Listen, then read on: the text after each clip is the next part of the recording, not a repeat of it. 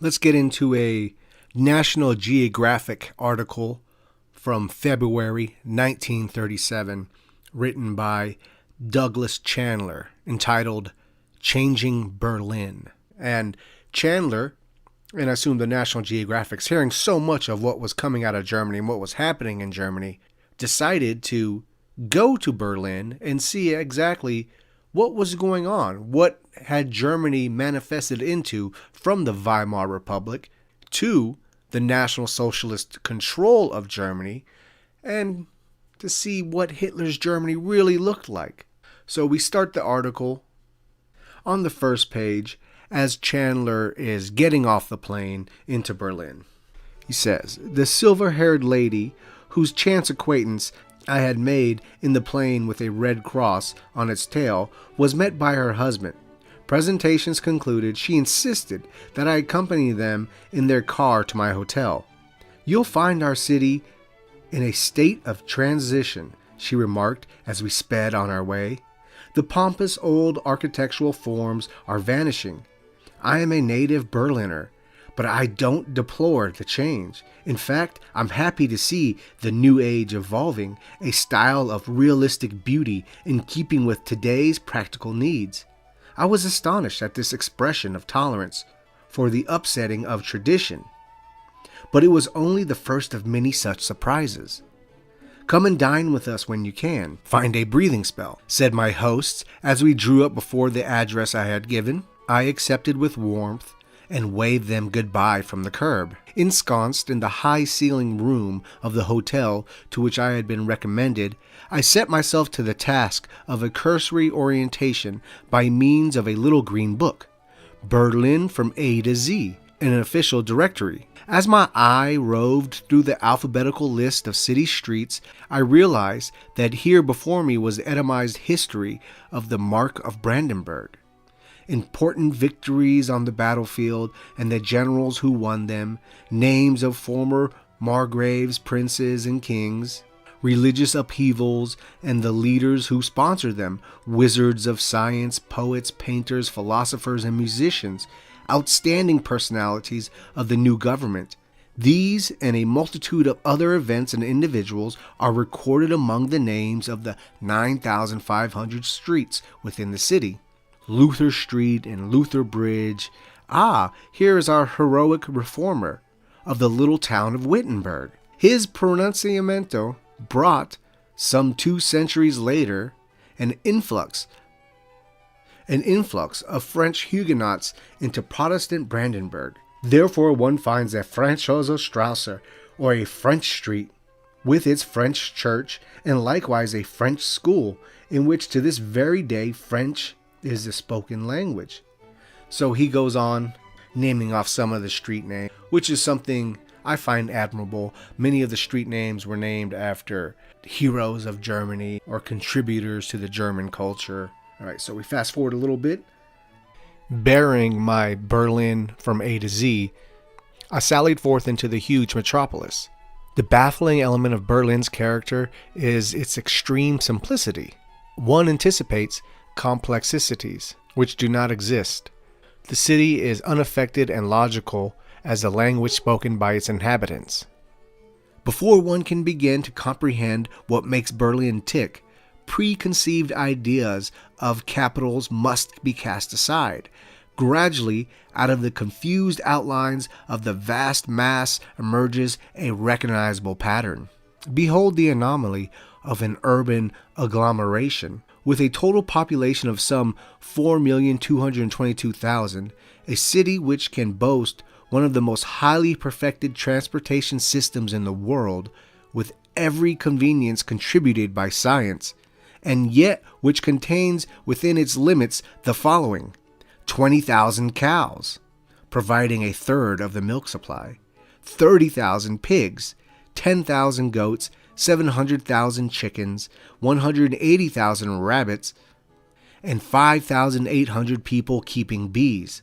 Only 3 or 4 buildings that I could find as much as 10 stories high. So not these ghastly, personality-less skyscrapers that are just simply made to look like project buildings housing a bunch of cubicle workers. Not to go off on a tangent, but when one sees the plans for what Berlin was supposed to look like, it's a pity that it never came to fruition. We continue on. 12 windmills still functioning and more than 100,000 little gardens, the harvest of which includes such imposing yearly figures as 46,000 tons of potatoes and proportionate quantities of other vegetables and grains. Such items would appear fantastic to the dweller on narrow, rock-ribbed Manhattan. These little Schrebergartens afford city workers easily accessible contact with the land, which is so dear to the German heart. They promote bodily fitness through exercise and minimize food cost. Besides each garden is a neat little house for storing equipment. Here centers the odd hour and weekend life of substantial numbers of families. During times of crisis, these wee shelters have even housed many who otherwise would have been roofless. The so-called Schrebergarten movement, which has spread to most cities of Germany, was founded in 1864 by a philanthropist who named it in honor of Schreber, a famous physician of that day. The land is owned in some cases by the city, in others by the state, and is furnished to its users together with implements and seed at a nominal price. Trees and rivers, more trees. Therein lies Berlin's greatest hold on the hearts of its dwellers. So already you're seeing it's a mixture of the modern city with nature. You're having gardens everywhere. You have livestock throughout the city. It is not this purely concrete hell as, say, in New York, or as Chandler here says, Manhattan. These small streams and their tributaries, connected by canals with the Elbe and the Oder, give communication for transport of freight by steamer and barge to the farthest corners of the land. Berlin has, except for Duisburg, the largest shipping tonnage of any inland city in Germany. More than 5 million tons of goods arrived at the port in 1935, and 1,300,000 tons were dispatched. Through the watery lanes, under gracefully arched bridges, of which Berlin has 1,006, even more than Venice itself, glide long wooden barges, heavy laden carriers of coal, building materials, petroleum, and an infinite variety of other products. Large numbers of fruit barges come in from the provinces, bringing apples, pears, and peaches in their holds. In some cases, these loads are marked directly from the barges, which find a mooring at advantageous points within the town. The banks of the rivers are planted densely with trees. Rows of lindens or plane trees line the majority of the streets.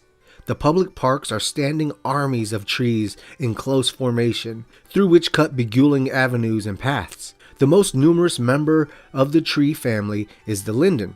Also in large numbers are found most of our familiar American trees, such as maple, elm, horse chestnut, much beloved by the German, oak, acacia, poplar, and birch. A census of trees standing in the streets and squares alone, entirely exclusive of the parks, totals 500,000. The Berliners' love of trees is so deep that in many cases where city appropriations have not provided the necessary funds, private citizens have paid for the planting of their own streets. As I walked through the streets of the old city, I found myself humming a line from the Princeton Triangle Club play way back in the dim ages of the Wiley Pure Food Act. Renovate, rejuvenate, and incidentally changed the date. It ran, the jingle describes aptly the evolution taking place today in Berlin. Venerable, and in many cases unbeautiful, landmarks of a bygone day are being sacrificed to the demands of traffic. Scaffolds clamber over the facades of many old buildings, which do not have to suffer demolition, but are going through a much-needed facelifting operation. The town hall, a mammoth red brick structure, has recently emerged, rubicund and a bit garish, from an all-over bath performed by steam and cleansing acids. Okay, he goes on about many of the buildings either being restored or preserved if they're the older ones. We'll skip ahead a little bit.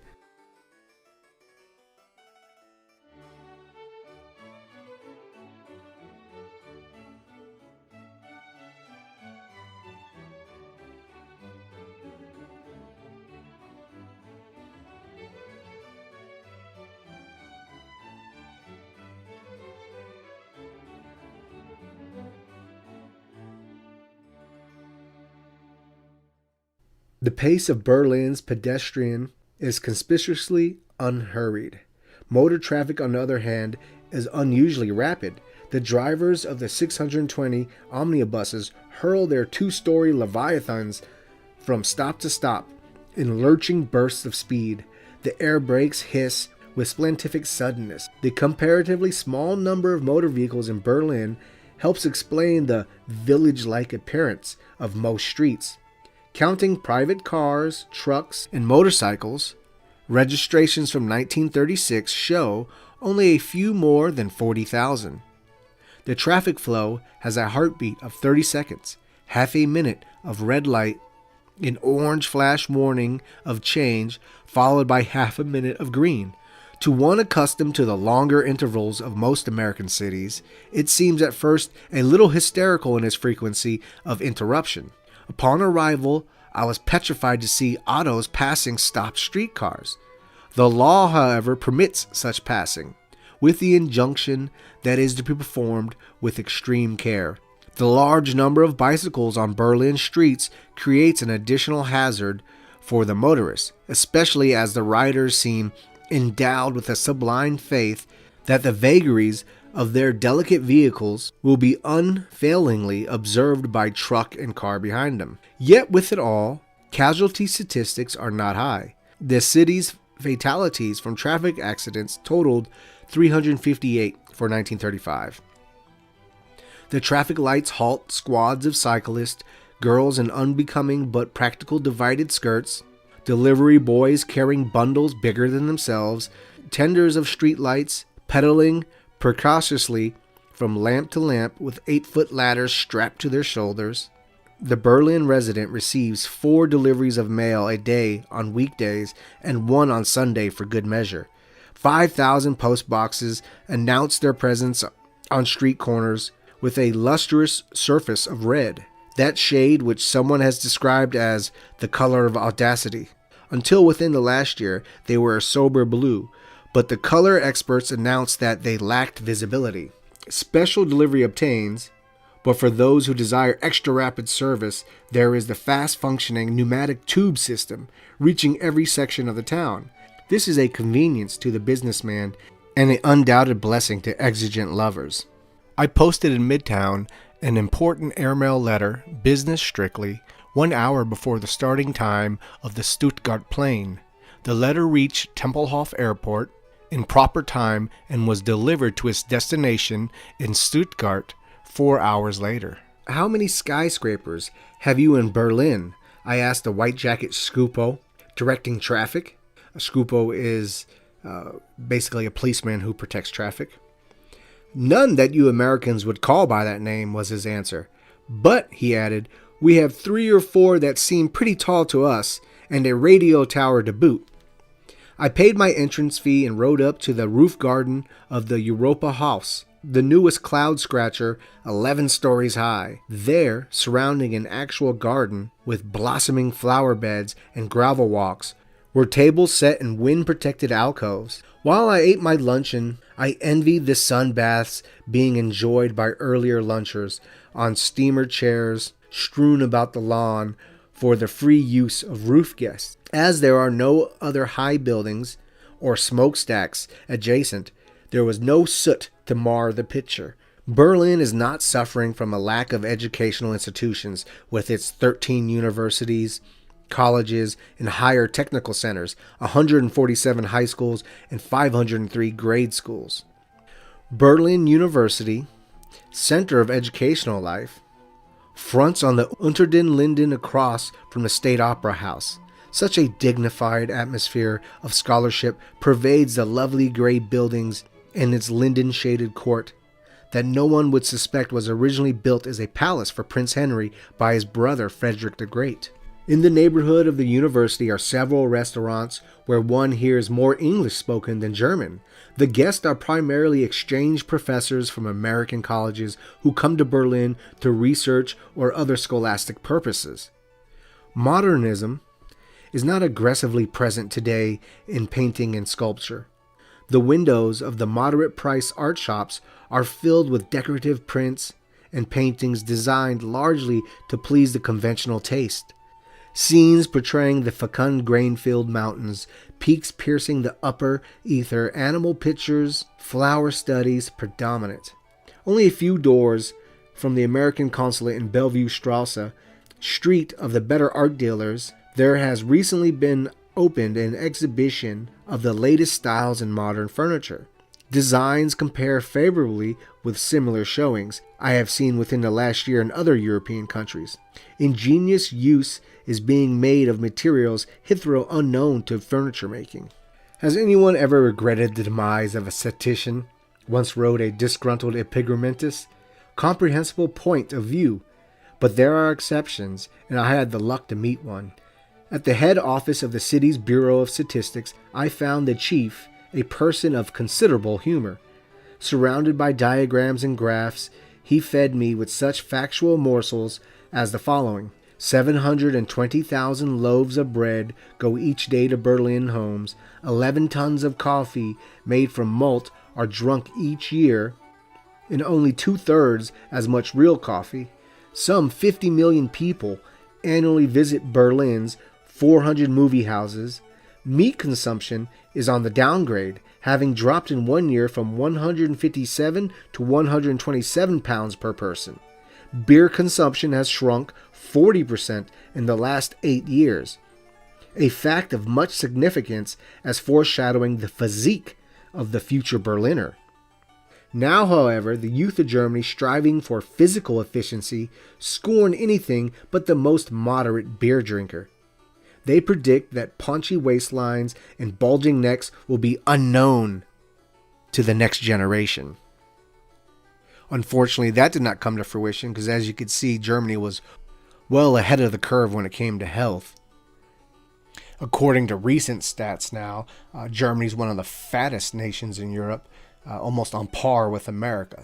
But as you can see, they had very high hopes for themselves of being healthy people and being moderate in their beer drinking and consumption of alcohol. Nowadays, Germany is one of the things it's famous for internationally is its Oktoberfest and gorging on alcohol. So yeah, you had this healthy nation who was limiting meat consumption, moderating alcohol intake, and remaining physically active. And just like the architecture of Germany was destroyed, wiped out, and replaced by something ugly. But let's go on. A characteristic sight as one explores the various sections of Berlin is the sports fields, with children or young people going through setting up exercises. With magnificent gusto, they bend and twist, flexing muscles in unison with the rhythmic counting of physical instructors. There are 236 of these fields scattered about the city, and in addition, 660 indoor gymnasiums. The bodily fitness of the present generation of youngsters is striking. I talked in a third-class railroad carriage with a group of brown-faced lads returning from their summer service in a labor camp. For 6 months, they had been up near the border of the Netherlands digging ditches.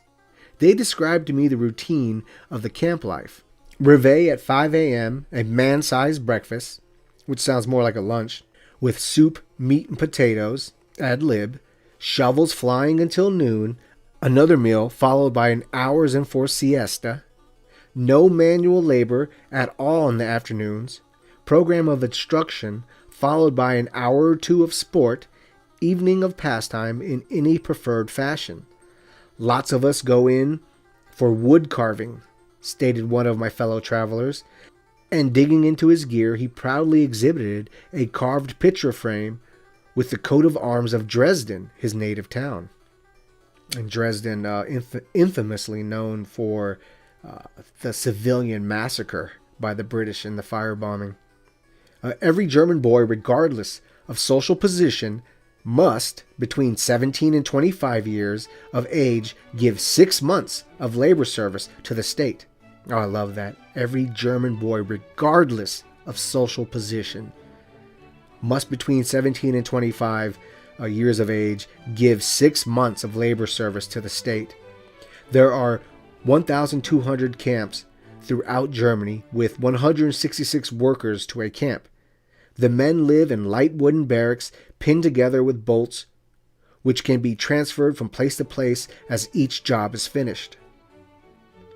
And the brotherhood this builds, like you have every social class toiling together, working together, and then, having fun together afterwards. So, yeah, it's, once again, reading through this article, it is pretty depressing because you see how far they were and what they were creating in the 1930s. And mind you, coming from the disgusting Weimar Republic, it didn't look like Germany could be saved, especially with the Treaty of Versailles and everything that took place after World War I.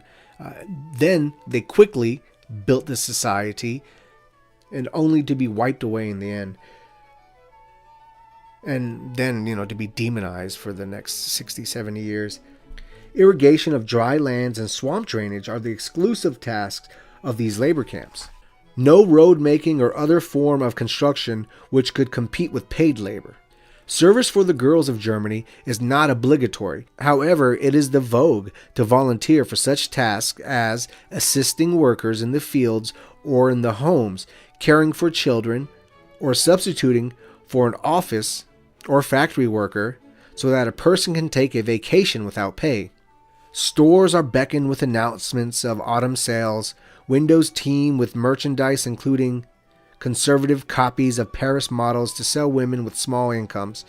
Most of the people on the Berlin streets are well dressed, if that term can be interpreted to mean the wearing of good and comfortable clothes. Men's furnishing stores exhibit weird arrays of caricaturated dummies, attenuated and globular, clad in cloaks as square built as a New England woodshed. The salesman explains that this rectangular effect is the American shoulder. Beauty parlors flourish. A bewildering assortment of jars set forth in their windows. A few of the better-known American cosmetic lines are to be found. Red lips are no rarity. The long-haired sisters in this country have always far outnumbered those with bobs. The problem of imports have been a grievous one for Germany. During the years, her borders have been hermetically sealed to outflow of gold. Barter has solved difficulty in the case of certain commodities. And to go more into that, look into the Nazi economy video on the Cultured Thug BitChute channel, which will highlight some of the sanctions and arm twistings of other countries that wanted to deal with Germany, put forth by the Western powers. Bananas and pineapples from the Cameroons and coffee from Brazil. These and other exotic products are paid for with tractors, tools, and motor trucks. On the same basis, butter and eggs come from nearby Denmark, and there is a project under discussion for drawing on the Argentine beef supply.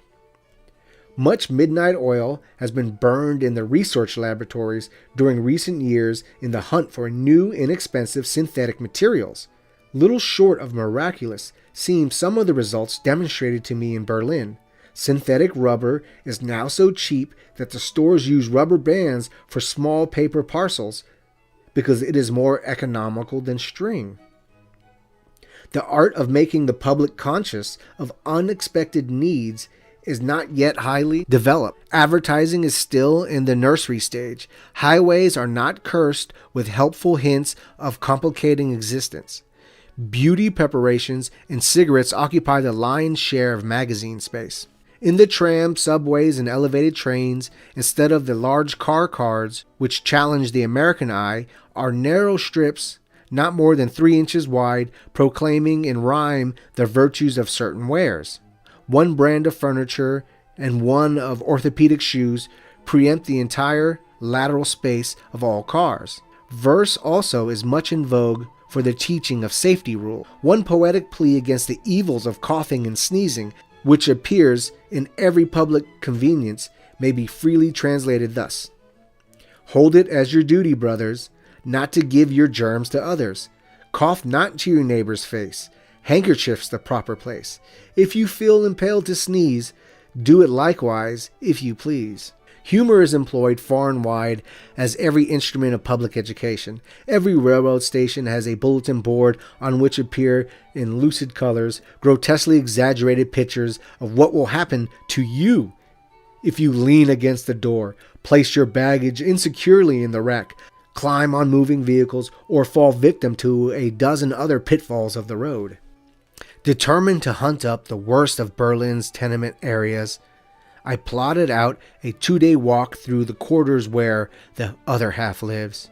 Nowhere did I find a spot which measured up to my conception of a slum. Many unfit dwelling houses on narrow streets have been torn down. In their place stand settlements, groups of apartments offering decent, moderately priced quarters for workers' families.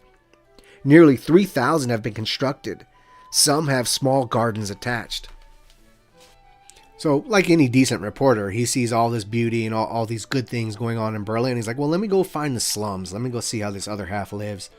And lo and behold, he finds it remodeled and moderately priced apartments for workers. And when you have a government and leader that actually care about the country and the people, instead of like some capitalist swine policies, this is what you get. You don't have these people living in these slums because they're your countrymen. They are your people. They are your extended family. So even the people at the bottom rung of the economic ladder, they will not be discarded in the pursuit of personal profit. The task of aiding the needy is being largely handled by a winter aid campaign.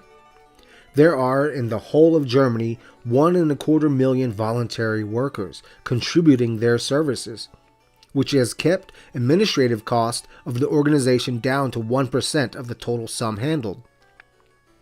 Principal among methods of raising money are lotteries, the sale of badges, and little handmade ornaments of negligible cost, and the one-dish meal once a month in private houses, restaurants, and hotels. Through the latter means alone, 365 million marks were raised in 1935. The idea is that one day in each month, the midday meal shall consist of just one dish instead of the customary 3 courses. The difference saved is turned over to the winter aid. This abstinence is purely voluntary, though all are asked to participate in the minor sacrifice. The beneficiaries of the charity are given commodities, not money. 16% of all coal burned for heating purposes is provided through the winter aid. In Berlin, a general average of 800 pounds of coal is delivered each winter to households with up to 2 children. For larger families, sufficient is provided to keep 2 stoves burning. Enormous quantities of clothing, shoes, and food are distributed. Where on earth are all the people? You find yourself asking as you walk through the deserted streets on a fine Sunday afternoon. Certainly at this same hour, the Champs-Élysées is thronged with a chattering, strolling mob. But this is not France. We are in Germany, land of probably the most devoutly nature-loving people of the Northern Hemisphere. The Berliner, with his sisters and his cousins and his aunts and grandfather and grandmother thrown in, has joined a daybreak exodus to the woods and lakes. Those who own some sort of boat go by water route. By 8 o'clock, rivers and canals swarm with craft. Lining the shores are series of tent cities, aggregations of wood and canvas, weekend domiciles. Flowers fill a role of high spiritual importance in the lives of true Berliners. It is rare that one finds a residence without its blooming windows of boxes or other cachets of burgeoning pigment. The flower vendors about the streets do a thriving business year in and year out. I visited the wholesale flower market. Rain was drizzling dismally, and the day was not one to invite early quest of beauty. Yet, at this hour, the market was swarming with buyers, both wholesale and retail. Florist wagons were being loaded with supplies for the day, and housewives were haggling over the purchase of small bunches. A law passed several years ago requires that electrocution be employed as the method for killing animals in the slaughterhouses throughout the entire country. Kosher killing is everywhere prohibited.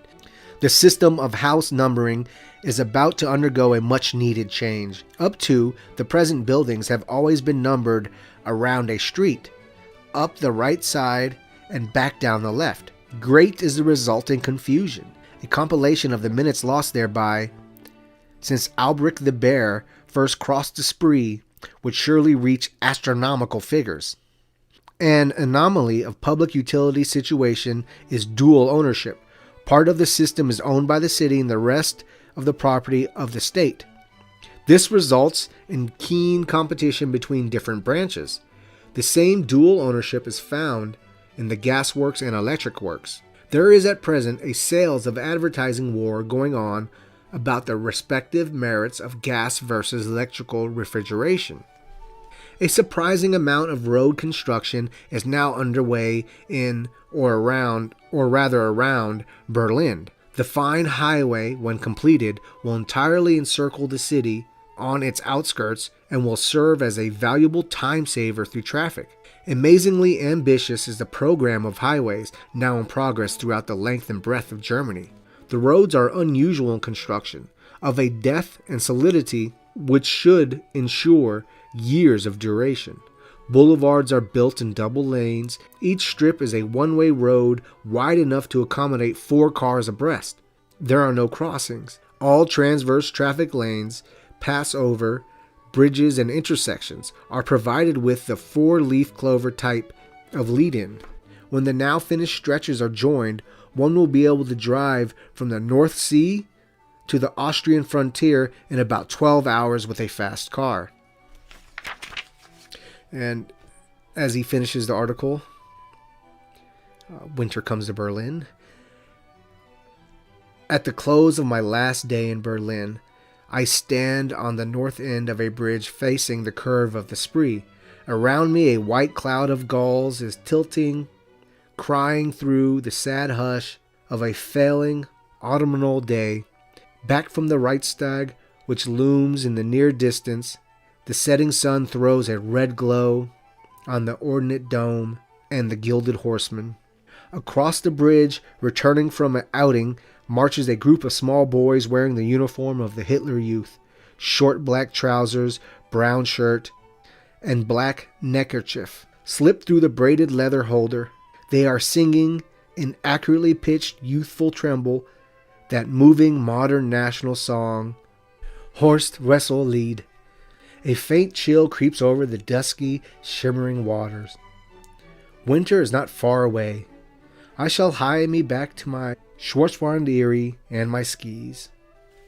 And that ends the article Changing Berlin from February 1937 by Douglas Chandler, in which he describes a beautiful city that had a mixture of modern innovation with nature-filled surroundings, of a people healthy, happy, in unison, that just 8 years earlier, were literally burning money to stay warm.